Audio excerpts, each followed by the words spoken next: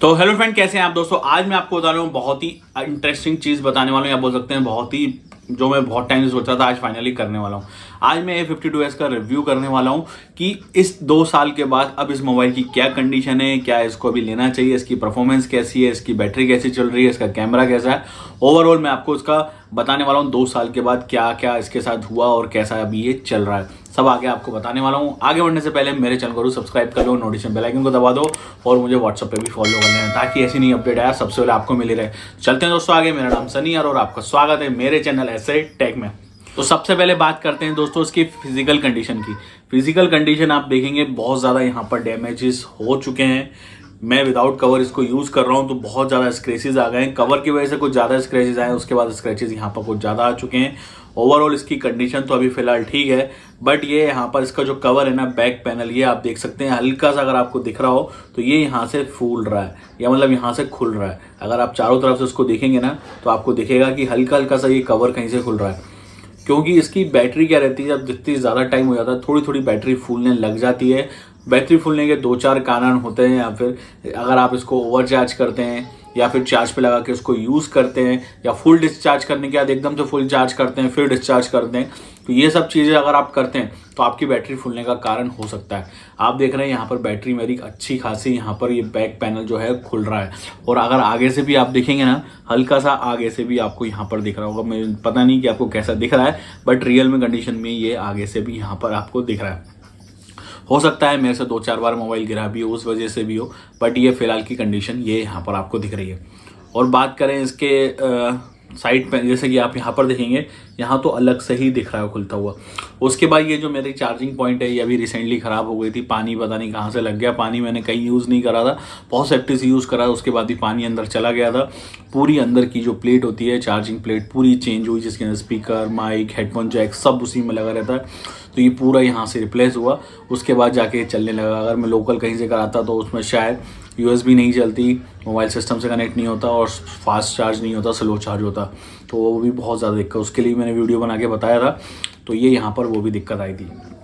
अब ओवरऑल बात करें इसकी कंडीशन की, परफॉर्मेंस की, तो चलने में मुझे अभी तक कोई प्रॉब्लम नहीं है। थोड़ा सा हाँ, पहले ही जब नया लिया था उस टाइम की कंडीशन में और अभी कंपैरिजन किया जाए तो बहुत ज़्यादा स्लो है।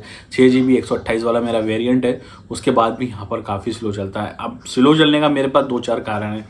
मेरे मोबाइल की स्पेस ऑलमोस्ट फुली रहती है, अभी भी आप देखेंगे 121GB मेरी यहाँ पर है, मेमोरी फुल है 128GB की वेरिएंट पर। और उसके बाद भी अगर परफॉर्मेंस में अगर हाईलाइट की जाए तो परफॉर्मेंस वैसे तो काफ़ी शानदार चलती है।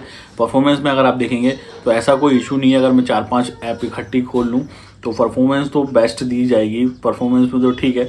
बट फिर भी थोड़ा सा अगर आप देखेंगे, नए मोबाइल के कंपेरिजन करेंगे जो पहले आया था और अभी कंपेरिजन करेंगे, तो दोनों में काफ़ी अंतर आपको दिखाई देगा।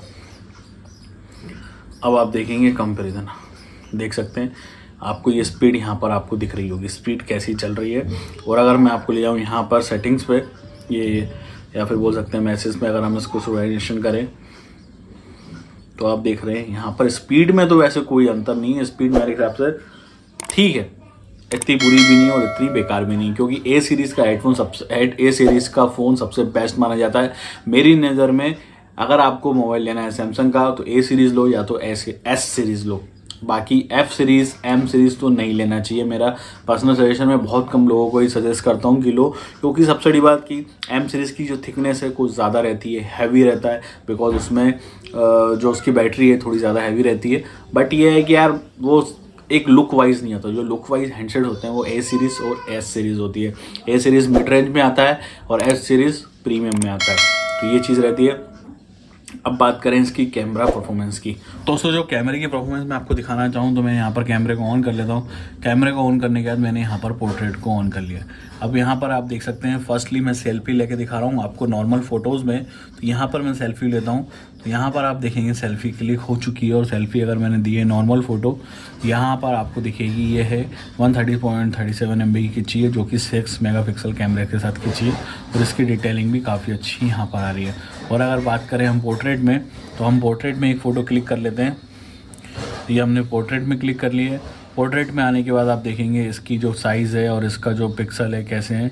ये भी 6 मेगापिक्सल पे खींची है इसकी फ़ोटो, इसकी भी डिटेलिंग यहाँ पर एक नंबर यहाँ पर आपको दिख रही है। इस रेंज के हिसाब से बहुत शानदार है। यहाँ पर आपको फ़ोटोज़ का ऑप्शन मिल जाएगा, नॉर्मल फ़ोटो भी आप क्लिक कर सकते हैं, वीडियो भी क्लिक कर सकते हैं, देन सिंगल फ़ोटो भी यहाँ पर आप देख सकते हैं।